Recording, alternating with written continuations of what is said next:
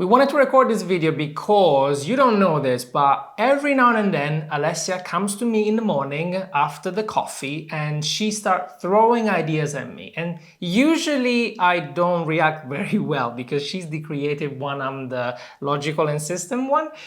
But lately she's got it all right and I'm starting to trust her more and more and more, even in the business side. So you're taking over my side, which is amazing. But this month, because we had a low month before, we decided to do a few things that were completely counterintuitive because she had a gut feeling and we went for it and we made 20K in the process in less than a month. And we wanted to show you and explain to you exactly what we did and why. And if it was a low month before, and you're selling courses or digital products, this is exactly for you. We'll give you some inspiration. Hello, my wonderful talent. Welcome to Profitable Talents. I'm Alessia, and this is Jacopo.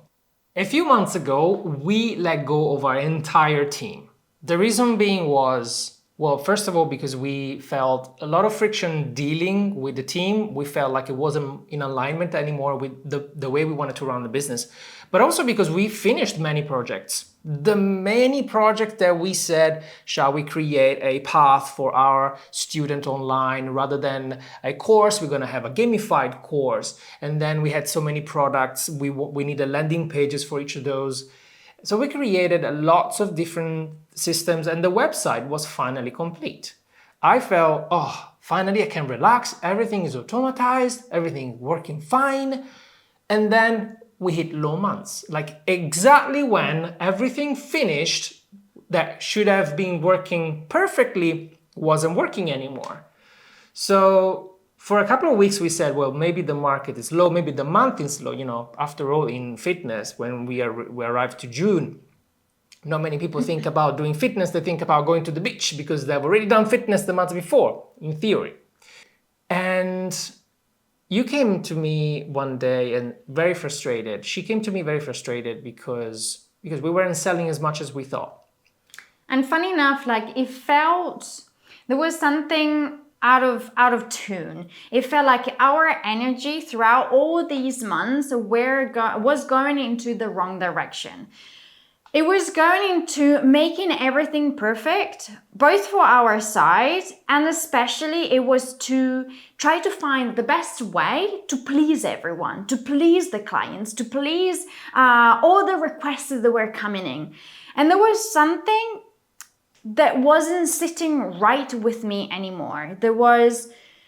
Bear in mind, okay, I created all these products because I felt like I needed to give. I needed to, one, maybe prove myself I could do something, but also because I needed to please. I needed to make sure that everyone was set up for success, that everyone had everything they needed to succeed in whatever path they were taking. So rather than actually thinking about it, how can I step by step take them there? I said they need this and they need the other course. And so I constantly started creating, and by the way, your body of work is insanely good and it's insanely vast as well, which was kind of part of a problem.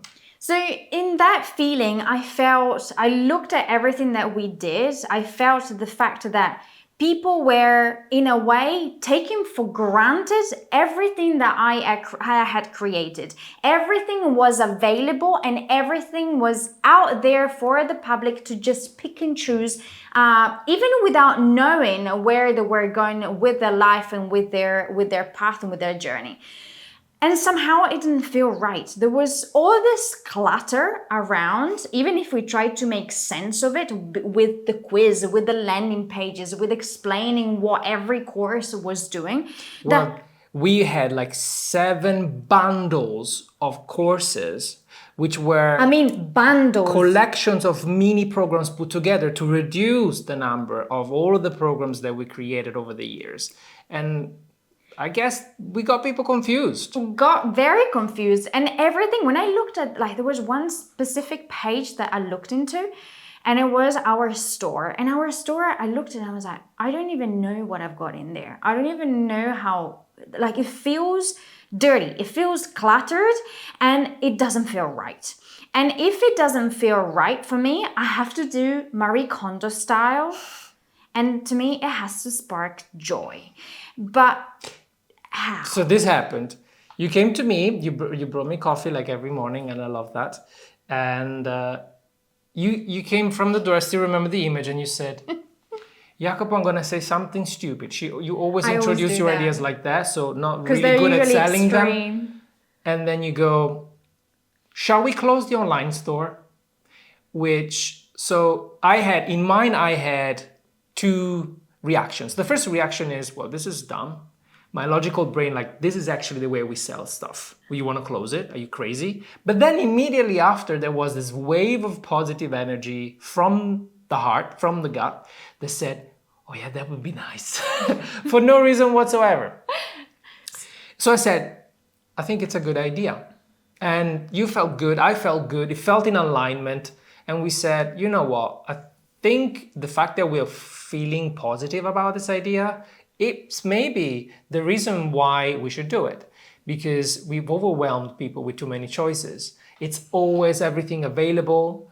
They don't know exactly which one is the best for them. Even though we have a quiz that tells them, they go through the quiz and say, okay, well, I'll buy it later because it's always going to be there. That was part of the problem. Also, there was part of the problem saying, okay, I'm doing a disservice to my people, but also didn't sit right with me anymore. I didn't like it anymore. I didn't like it to have it available there. I said something before that I keep repeating it. People were taking it for granted. Whenever you have something really good, even just sitting there, just because it's available, they take it for granted. And they say, well, I'm gonna get to it whenever I have time, whenever it's there later, whenever it's there anyways, Now, right? I remember what triggered you. We started receiving messages, not many, but There are the the negative few. ones are always the one that resonate the most for some reason. And I remember you receiving one message from a girl on the YouTube channel that said, "Could you please make an hour video for free about this topic? And also, how do I contact you so that you can see me one-to-one for free?" That's when you started thinking, I'm done. you've got 600 free videos on YouTube. I've got all these programs that are priced incredibly low, and you are coming to me with these messages? So is There's that something wrong. I'm being abused. I need to establish my authority and make them understand how valuable my stuff is. So I think that was the subconscious reaction to all of this that made us make this move on the online store. And that specifically really made me, like, you're right, it made me think about the value that I had, and I felt abused. Like, the reason why I said, okay, I'm taking everything out is I don't want to feel abused anymore by the people that 50%, actually more than 50%, are there because they love it. I understand it. I love giving. But whenever there is nothing coming back, or whenever you're coming back and the universe is saying, mate, this is not right, there is something that I have to do. So that feeling of not feeling right, feeling abused by the same people that you've given to, is almost like a massive slap in the face. And I said, okay, enough.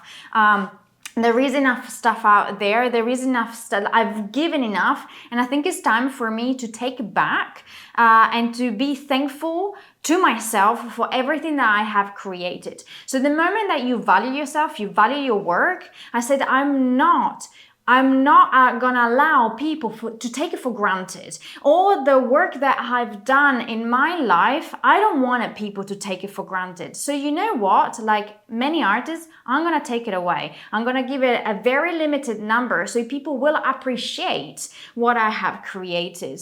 And there's nothing to be cocky or very nasty about it. Sometimes it's the energy that you need to say, I need to push forward for new projects that I've got in life, but I cannot be treated by my own the people that the same community in that way. So I think you touched a very important point. And if you are building a YouTube channel where you feel like you're giving a lot, this is perfect for you, because we are now in the place where we have 220,000 plus subscribers on a YouTube channel. We've been doing it for 8 years, so we can give you some insight from where maybe you want to go.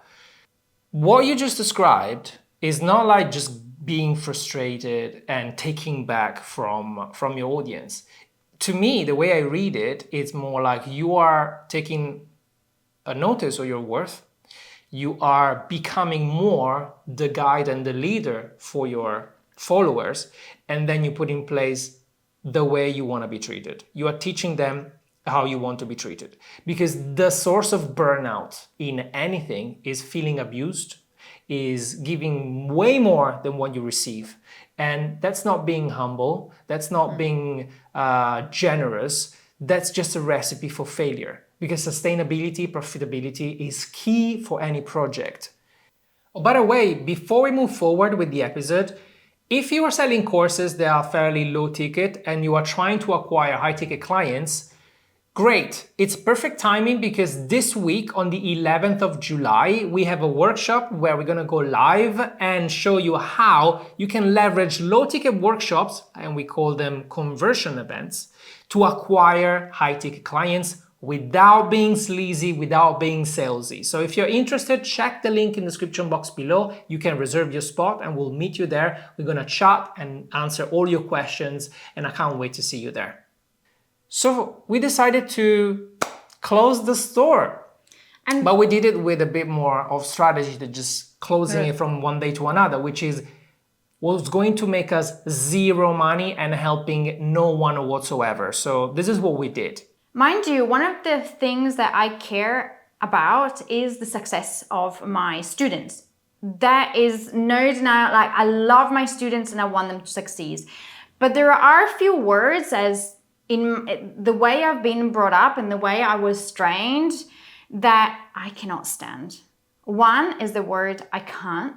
Two is the word I do it later. And three is procrastination and something that you can do right now. So I was actually very honest with my students. And I said, guys, I'm closing the store because you're lingering on it. So if you are willing to actually take action and start one of my programs, this is the time, because I'm taking them away. Because you've been sitting on there for way too long thinking about, should I do it? Should I not? What is my life gonna be?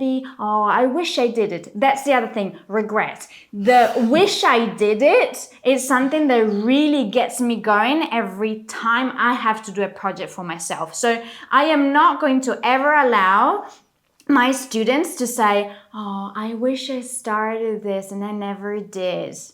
And then on your deathbed, you go, I wish I did it, done, that's it, no time. So the fact that I was honest with my student, I think it made it even more appealing to say, yeah, you're right. I've been sitting on this and I haven't taken action and I haven't done anything with it. So there is no point of me just leaving it there just for you to look at it. So that was my very first reaction to people, and say, stop procrastinating. This is going away in a certain amount of time. So it's either now or never. I think, again, this is another key moment for you if you're thinking, well, I don't want to push people to buy my stuff, because it sounds like this is what we did. Now, I'm going to give you some perspective. I was born in Florence, right? The actual Florence in Italy. And for 40 years, I never went to visit the Uffizi Gallery. Now, because I talked about this in my some of my emails that I sent to my list, I actually noticed this. And we finally went and organized a trip to Florence to spend the whole day at the Uffizi Gallery. We have to do it again because there was so much stuff. It's incredible.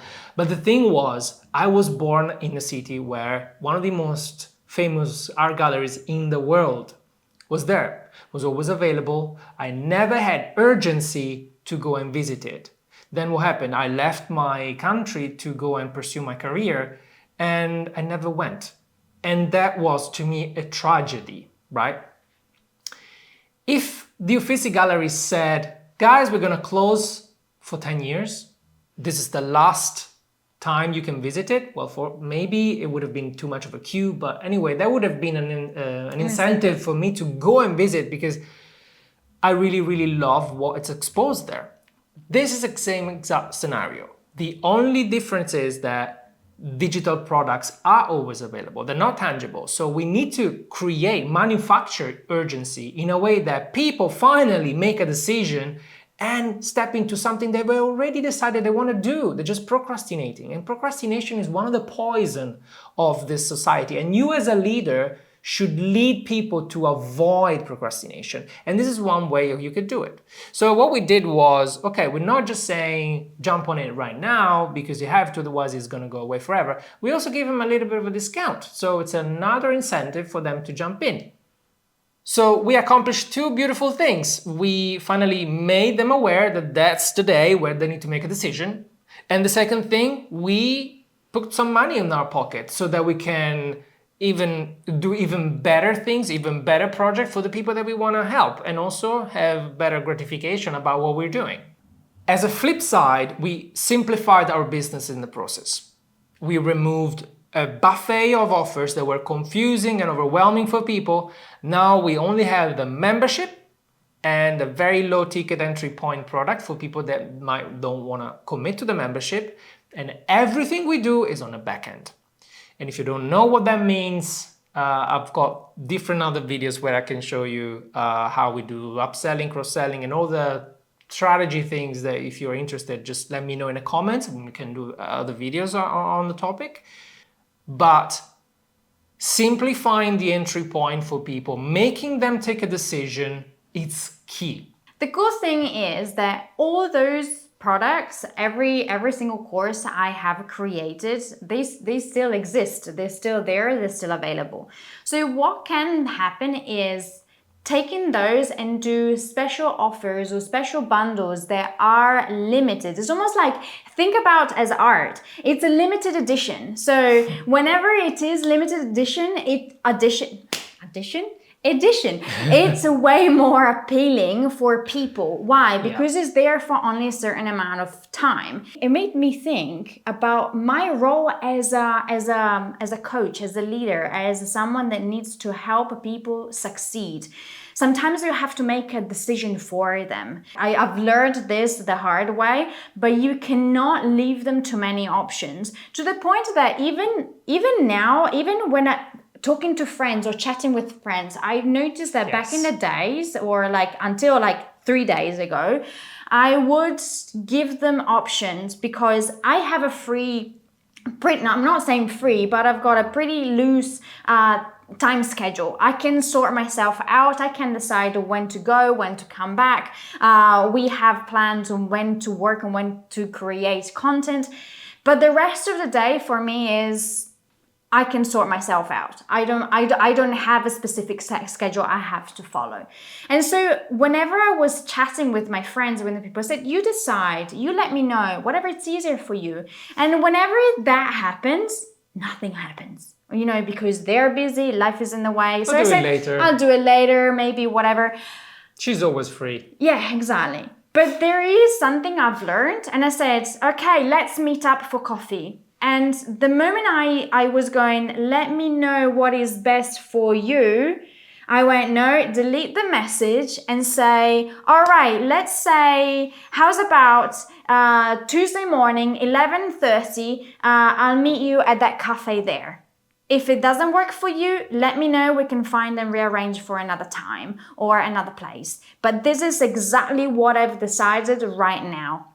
And it's interesting because now everyone goes, yeah, perfect, done, sorted. Thank you for making that precise for me so I don't have to think about it. That's the other thing. As a coach, you have to lead the way. People don't want to think about what they have to do. So if you tell them that this is what they need to do, the time that they need to arrive or do a certain things, they will do it. If you give them too many options, it leaves too many loops open and it will give them such an overwhelm that they will end up doing nothing. So be precise on how you are talking to your people, even whenever you're selling the course. Take everything away and make sure that to your list you say, this month we're working on this. Therefore, this is the offer that I'm going to have for you. It's only going to last about a week and that's it. Use it or lose it. That's the only option I'm going to give you. And they will jump on it and they're grateful because then they will see the results. It's incredible. I always thought I was always so nice to people and say, that's okay, you do what you feel. And I was like, do this. And they do it. Because you changed, you leveled up, and you became a leader. This is probably something that it might be difficult for you to implement because it requires you to be more brave. But people need that. People need a guide. And the guide will be firm on giving not too many options, but just one way to do things. This is what's happening today. Take it or leave it. And you should be okay with that. People will thank you for it. Urgency is key for anything to happen. And be the guide for your people, otherwise they'll take advantage of you. You will feel depressed, discouraged, profit will go down, and you'll eventually quit. And we don't want that for you. We want you to win, but we need you to level up because the world needs you right now. And point number 3 after those two is I always go back to Marie Kondo. She's my go-to person. It's not just about the clothes and the mess that you've got in the house. It's also the mess that you've got in your business and in your mind. So clear out anything that doesn't spark joy and only keep what sparks joy. And I love that. So whenever you look at your business, does it spark joy? Is that what I want? Is that how I want it to feel whenever I get up in the morning and jump into my business? Yes or no? If it sparks joy, go for it. If it doesn't, clear it out, give it away, and thank you. Just say thank you for the time being. A gut feeling, and the gut feeling to me is everything. Now I'm starting to believe it as well, and I love that. Don't look at me like that. But if you're already doing launches with scarcity, urgency, and all of that, fantastic. But maybe we are wondering, how do I keep sales coming in even after the launch is over, right? Because if you have a deadline and people cannot buy anymore after that deadline, how do we make money the rest of the time in between launches? We have a method, we've done it millions of times. Still doing it. And I explain everything you need to know to do exactly that in this video right here. It's a Woodstock.